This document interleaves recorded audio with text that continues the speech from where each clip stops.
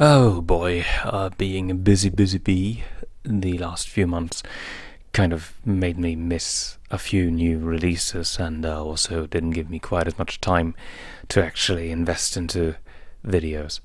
Um, yeah, Iron Lung, Markiplier for that matter, is not a YouTuber that I followed all that much unless I was hanging out with friends of mine who would occasionally bring him up and also mention him and his work specifically every now and again, his Iron Lung project. So yeah, I had heard of it. I had also seen, I want to say, I think some British YouTubers summarization video of the video game, so I knew what Iron Lung was all about.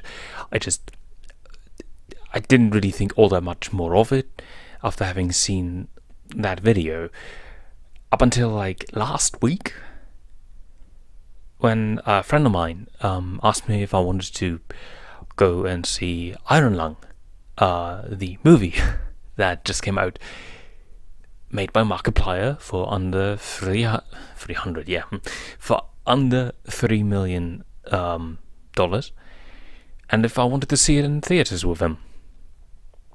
And I said yes, and so we went. And yeah, no, it's quite a good movie.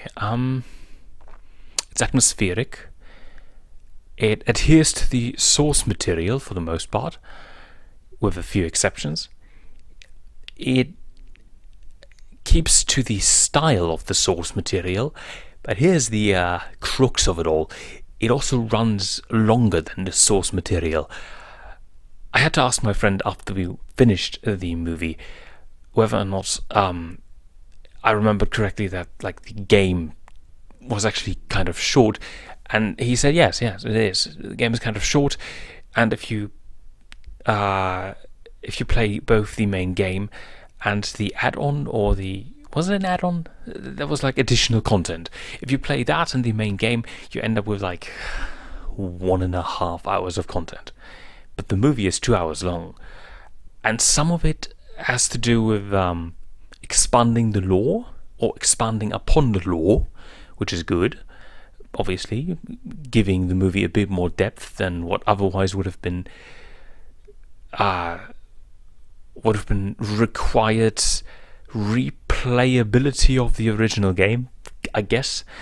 But at the same time, I felt that even with all that lore being attempted to be put into the movie, this movie could have been a tiny bit shorter, which isn't to say that it's a bad movie.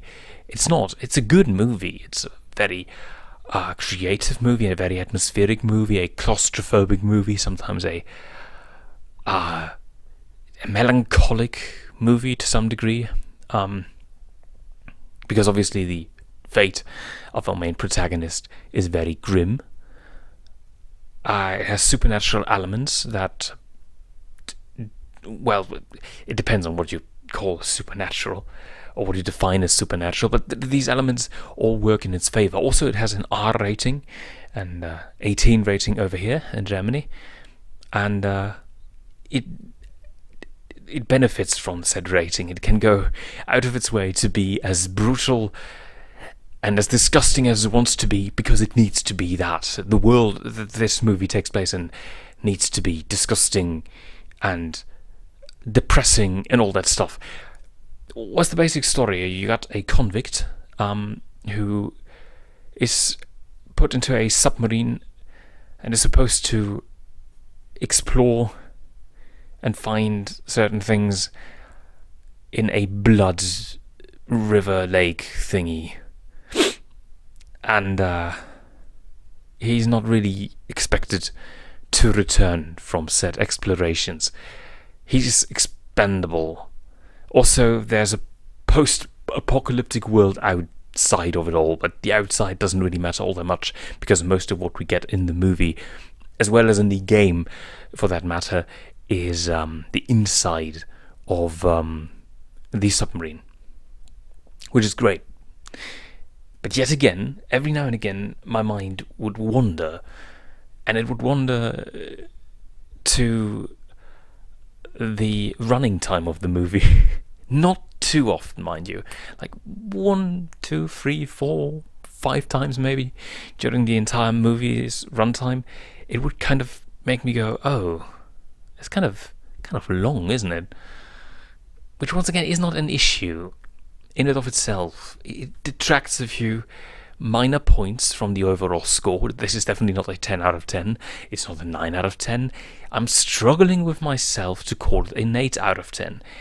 But a 7 out of 10 is definitely, definitely in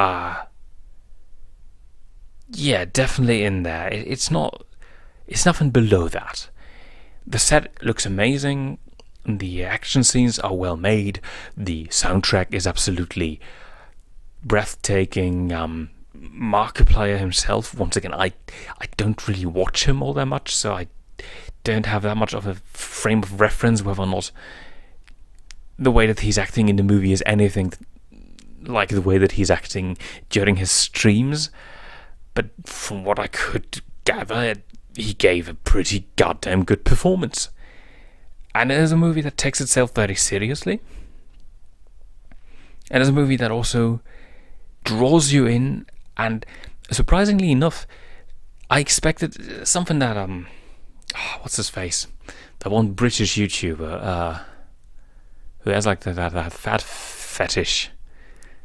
What's his face? The dude who I can't remember his name. He's like 1 year older than me. And anyhow, he also mentioned that in a review that he made. It's like, you expect certain scenes to end in a jump scare, but they don't. And that is brilliant. There are a few semi-jump scary kind of moments in the movie, but they never stoop that low. And that is commendable. Extremely commendable for a movie that could have easily gone for a more cliched route. Now, once again, it's a bit on the lengthy side, but I believe that A, if you like the game, this will be well worth your time. B, if you like to have a bit of a more of a slow burn to your story, this will also be worth your time. And C, if you like interesting horror concepts, and even if you've never heard of the game, go and see this movie if you can. I'm not sure exactly when this movie is going to be released outside of cinemas. I believe it's released on the 30th, as of yesterday. In the theaters was just like a 1-day type of deal, I think. Maybe I'm wrong. So I'm not 100% sure where you would be able to catch it unless they're expanding the release to include more days and more theaters. If that's the case, then obviously try and see it in theaters. You're going to have a great time if you give it a fair chance. And if you're willing to not let your TikTok, Instagram, YouTube Shorts riddled brain ruin the atmosphere, because I get that itching. I get that itching of like having a bit more going on screen. But at the same time, obviously, sometimes you just gotta give something slower more of a chance, because that's also what the fucking game was about. Like, from what I remember from the review of the game and a bit of gameplay that I looked up afterwards, I do indeed understand why the movie is the way it is. It wouldn't make sense to make this a more thrilling experience. It is not that. It is a slow burn that slowly reveals a madness and a depressive mood, and just like this dystopian idea, but all in due time. Not all at once, not with big kabooms, not with like a... I think a good movie to compare it to would be last year's Nosferatu, because Nosferatu is a very showy type of horror movie. And this movie is not that, because it can't be that, because of the source material. It takes its time, and you start to feel very much with the main character. You start to feel claustrophobic, surrounded by this... surrounded by these steel bolts and meters of glass that don't really mean all that much given the pressure that surrounds the submarine. it is a slow burn, but a rewarding burn. Once again, like 7 to an 8 out of 10. More of a 7 out of 10, because it can be a bit taxing if you're not used to, well, slow burn experiences. But it is a deep experience, and I do commend it for that. I also believe it's one of the best video game adaptations, movie-wise. It definitely... Well, okay, listen. I have not yet seen Return to Silent Hill. I cannot, in good faith, claim that it's a shit movie. I've only heard that it sucks all kinds of ass. So there's that. What I'm trying to say is that, in theory, Iron Lung is better than Return to Silent Hill, but also I believe wholeheartedly it's better than, for example, the Super Mario Brothers movie, as a movie in of itself, and as the Sonic trilogy, better than the Minecraft movie. I haven't seen any of the Five Nights at Freddy movies yet, so I don't know. But what I told a friend of mine that basically an adaptation has two responsibilities. An adaptation of a video game: A, be recognizable in relation to the source material and treat the source material with respect and keep its atmosphere. And beyond that, it should also be a good movie.